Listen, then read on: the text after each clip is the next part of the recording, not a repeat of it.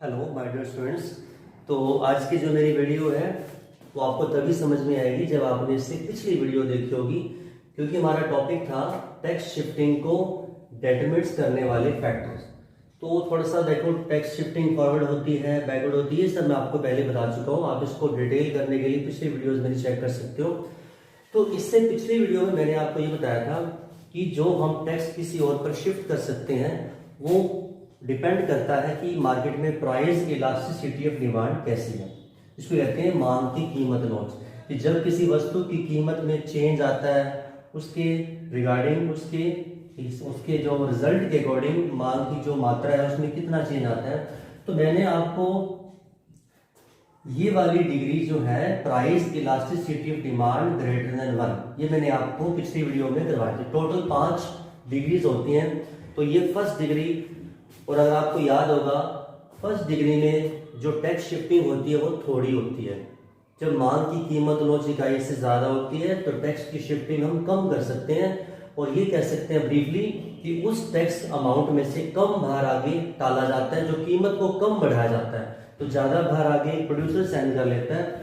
तो आज का हमारा जो नंबर 2 पे टॉपिक है, when price elasticity of demand less than 1।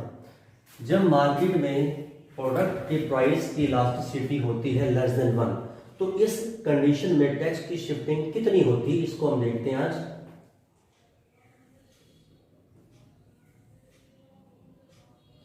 So horizontal axis पर हम लेंगे प्रोडक्ट का प्राइस, क्वांटिटी। वर्टिकल एक्सिस पर हम लेंगे उस प्रोडक्ट का प्राइस,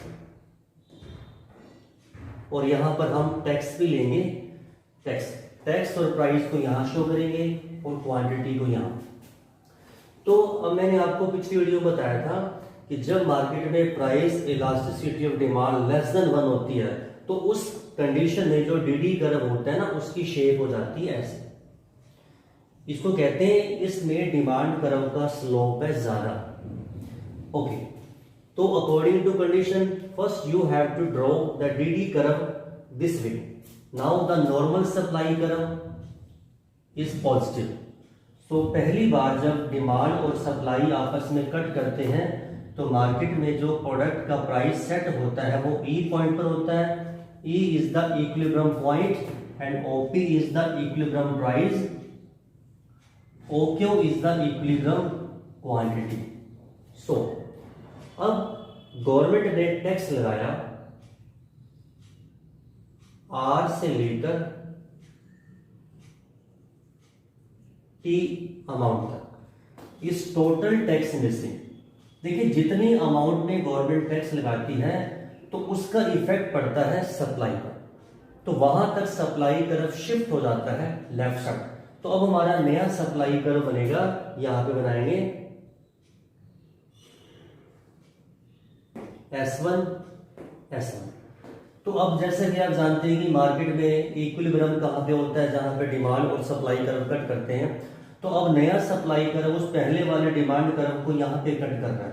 तो नया बैलेंस, नया इक्विलिब्रियम अब यहां पर होता है P पॉइंट पर। इससे मार्केट में नया प्राइस सेट होता है P1, और नीचे आप आ जाइए, इसको लिखते हैं Q1। क्वांटिटी हो गई पहले से कम।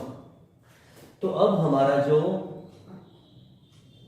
उसका हम आर नाम दिए थे आर।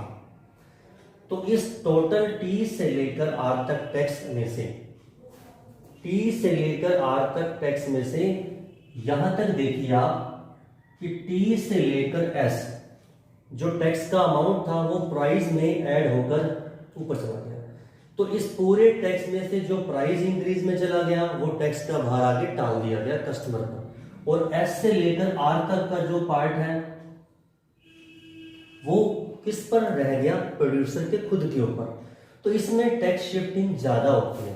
तो आपको मैं एक हाईलाइट्स करके दिखाता हूं। देखिए आर से लेकर टी तक टोटल टैक्स लगाया गया, तो उस हिसाब से सप्लाई कर्व शिफ्ट कर जाता है। तो नया बैलेंस होता है यहाँ पे, नया प्राइस यहाँ सेट होता है, नई क्वांटिटी क्या होगी।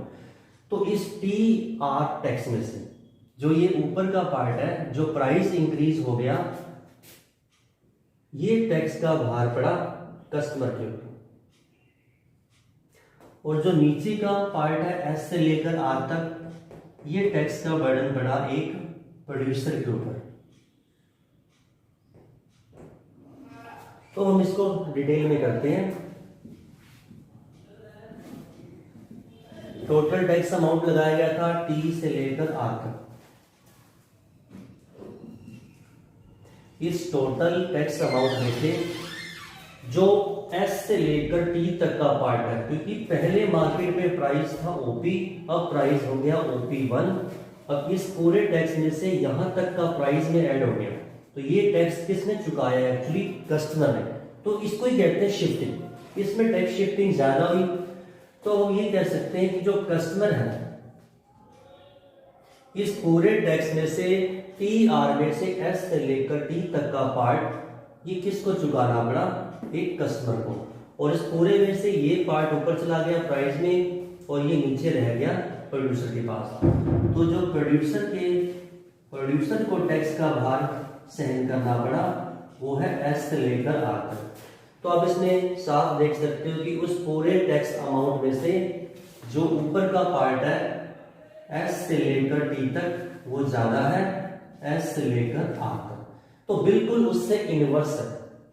पिछली कंडीशन में हमने ये किया था, जब प्राइस इलास्टिसिटी ऑफ डिमांड होती है इकाई से ज्यादा ग्रेटर देन 1, उसमें कम शिफ्टिंग होती है। इसमें इकाई से कम है, प्राइस इलास्टिसिटी ऑफ डिमांड है लेस देन 1।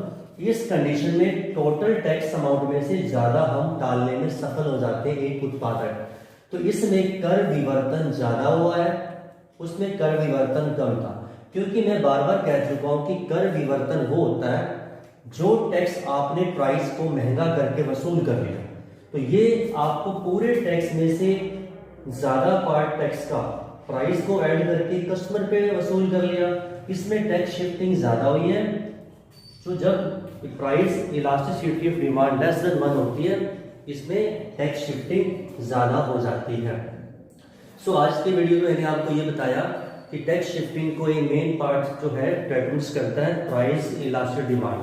तो अगले वीडियोस में हम आगे की बात करेंगे। Okay, thank you so much.